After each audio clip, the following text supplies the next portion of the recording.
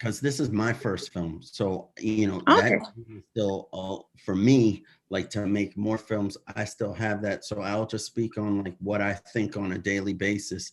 You have to trust yourself, trust your instincts, trust the passion that you want, that you have inside of you, and whatever people say, you know, that's not with you, then you have to move on, and you have to put yourself around people that may know more than you too, so that you learn from them. Right. I was fortunate enough to go to film school, and the film school I went to, American Film Institute. I was very young when I went there, but I put in the mindset that I want to learn from, I don't want to, like, I didn't think of myself as like the next great filmmaker. I went there to like learn from people that were older than me, so that then when it's my time to speak, I will have the right tools, Right. And so you have the knowledge. I'll have the knowledge. So I was open for that to learn, and also, but trusting my stories, trust that I do have something to say, that I do, and we're constantly telling ourselves that, looking in the mirror and saying, you can do this, you can do it every day, all of us. But just I think if you just maintain on a path that you can trust, then just stay on that path and don't let things veer you off. And it's good to start when you're young and you don't have that much to, if you don't have a family at first, then, or even if you do, just to follow it and don't let anything get in your way. And there's many ways to tell a story. It doesn't have to be the biggest budget film. It doesn't have to be, a story is a story, and if it touches people, then the way it touches people, even if it's on a small canvas, then you can still do that. So every time you step out, know that you just want to do your best, whatever format it is, and then keep going. Yeah, and the most important thing is like keep negative people, like just keep negative people, like the people that tell you all the like you have an idea and someone starts throwing out the negatives first. Yes. I personally, in my life, I normally cut those people out of my life. Yes. If I tell someone an idea and they're like, oh my gosh, what are you going to do next?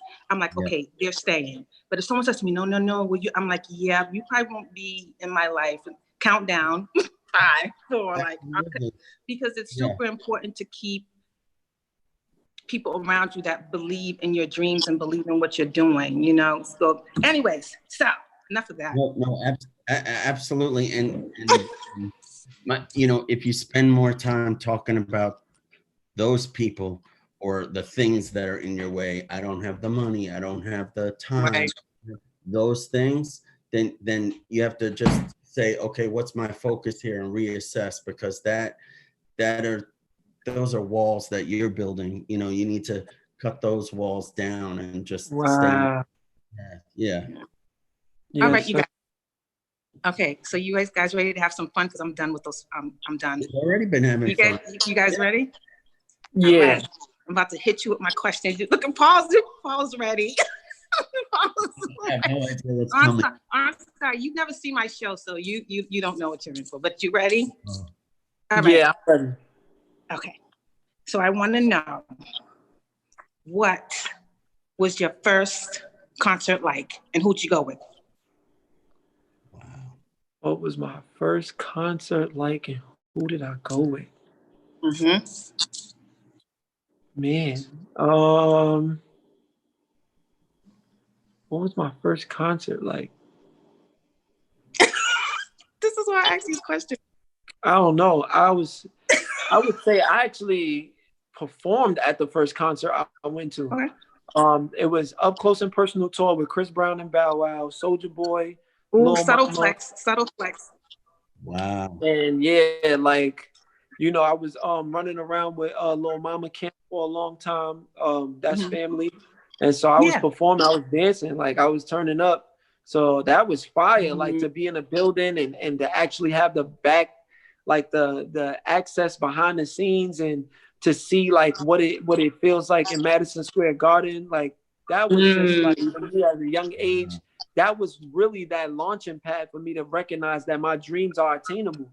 And I never had a you can't do this attitude. I always had an attitude of like, it's always achievable because of moments like that at such a young age. You know, so by the time 16, 17, yeah, I was like Taj Mahal, like Foxwoods, like we turned up. So that's like my first concert. Shout out to Little Mama.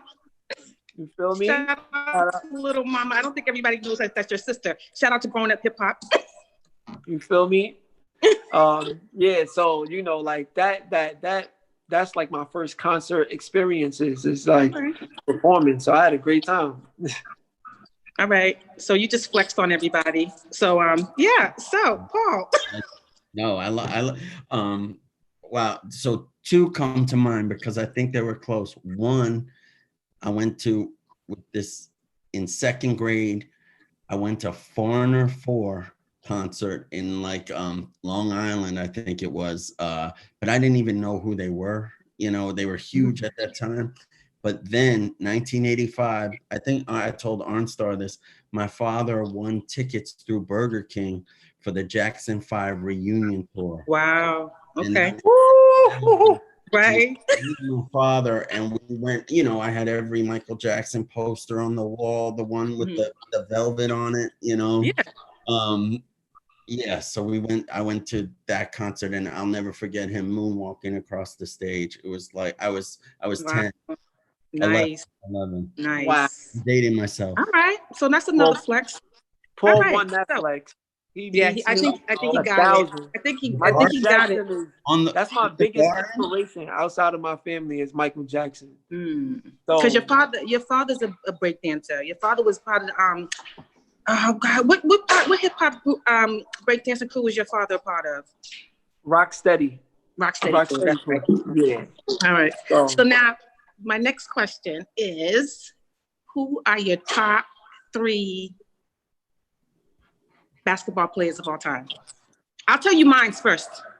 I'll tell you mine because this is one of my favorite questions, even though it's my question. Okay, my top 3, Clyde Drexler, Michael Jordan, and Allen Iverson. Allen Iverson. I'm not mad at that. What's up, Paul? Where you at with it? I'm gonna finish it off. You go ahead. You want me to go first? Yeah, go ahead, Paul. Let me see.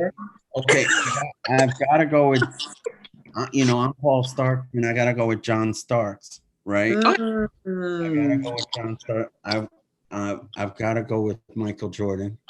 Okay. And you know, I used to like Ewing on the Knicks too. So yeah. I'm not mad at that. Yep. All right. Well, I'm the youngster on the block, so you know I'm going straight with Jordan. Okay. Right.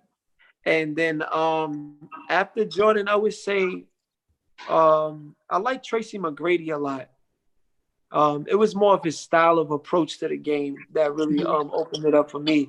And then kids used to always be like, "You look like him." So I was like, here we go.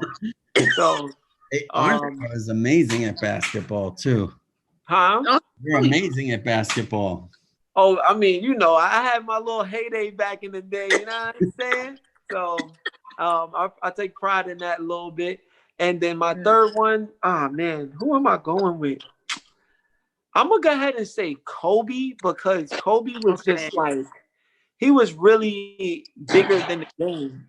And it was his mental fortitude that really opened up and still serving me even now. Like, rest in peace. Like the way he approached life through like meditation and soundless and sound likeness of like understanding, that really is what he has essentially put on the court.